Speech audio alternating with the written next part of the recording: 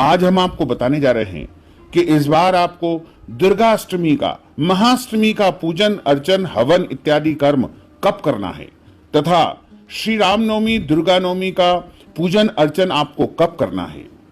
ये संपूर्ण जानकारी इस वीडियो के माध्यम से हम आपको प्रदान करने जा रहे हैं। आप सभी से अनुरोध है कि हमारे इस ज्ञानवर्धक वीडियो को अंत तक देखिएगा और देखने के बाद अधिक से अधिक लोगों को शेयर भी कर दीजिएगा।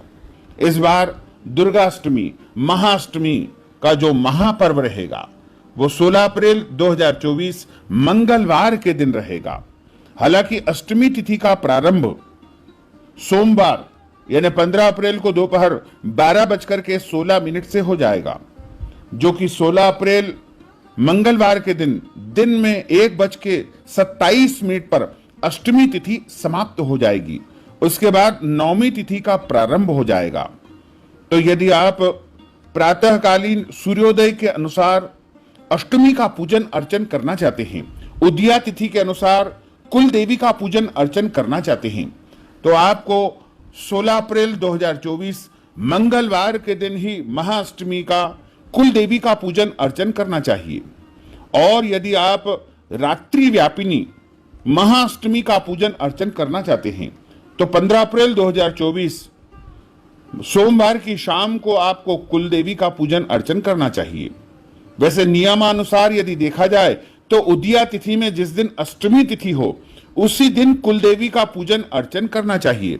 तो उदया तिथि के अनुसार जो महाअष्टमी रहेगी, दुर्गा अष्टमी रहेगी, वो 16 अप्रैल 2024 मंगलवार के दिन ही रहेगी। इसी दिन अष्टमी का व्रत रखना चाहिए, कुल देवी का पूजन अर्चन करना चाहिए। प्रत्येक परिवार की एक देवी होती है जिन्हें कुल देवी के नाम से जाना जाता है। सभी कुल की कुल देवियां अलग अलग होती है, लेकिन आपको यदि अपने कुल देवी के बारे में जानकारी प्राप्त नहीं है तो आप पूर्व दिशा की तरफ एक नारियल कुल देवी के नाम से अवश्य चढ़ा दीजिएगा, क्योंकि कुल देवी का आशीर्वाद होना बहुत आवश्यक होता है। कुल देवी की जब हम पूजा अर्चना नहीं कर पाते हैं तो ऐसे में देवी दोष हमारे परिवार के ऊपर लग जाता है। इसलिए प्रत्येक मनुष्य को, चाहे वो किसी भी जाति का हो, पंथ का हो, धर्म का हो, सभी को अपने कुल के देवी का पूजन अर्चन करना चाहिए। यदि नहीं याद है तो आप मां दुर्गा का स्मरण करते हुए अपने घर के पूर्व भाग में एक नारियल चढ़ा करके, उसको तोड़ करके, फोड़ करके प्रसाद मां को समर्पित कर दे और पूरे परिवार में, घर में प्रसाद वितरण कर दीजिएगा। इसी प्रकार इस बार श्री राम नवमी का जो महापर्व है, चैत्र माह के शुक्ल पक्ष की नवमी तिथि, जो कि इस बार 17 अप्रैल 2024 बुधवार के दिन ही रहेगी। इसी दिन भगवान श्री राम का प्रागट्योत्सव मनाया जाएगा तथा जवारे का विसर्जन भी इसी दिन किया जाएगा। 17 अप्रैल बुधवार के दिन रामनवमी का महापर्व रहेगा, लेकिन नवमी तिथि का जो प्रारंभ है वो 16 अप्रैल की दिन में 1:27 से हो जाएगा, जो कि 17 अप्रैल को दिन में 3:15 पर नवमी तिथि समाप्त हो जाएगी। नवमी तिथि सदैव मध्याह्न व्यापिनी मानी जाती है, यानी दोपहर के समय जिस दिन नवमी तिथि हो उसी दिन श्री राम नवमी का महापर्व मनाना चाहिए। तो मध्याह्न व्यापिनी जो श्री राम नवमी रहेगी वो 17 अप्रैल 2024 बुधवार के दिन ही रहेगी।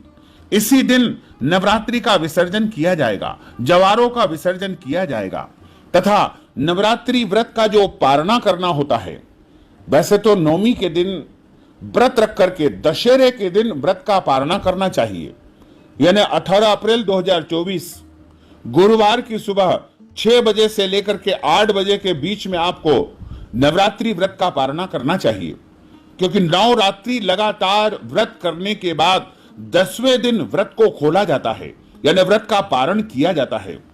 लेकिन यदि आपके यहाँ कुल देवी की पूजा होती है, कुल देवी का अनुष्ठान होता है, तो अष्टमी के दिन यानी 16 तारीख के दिन भी आप कुल देवी का प्रसाद ग्रहण करके नवरात्रि का व्रत खोल सकते हैं या व्रत का पारण कर सकते हैं।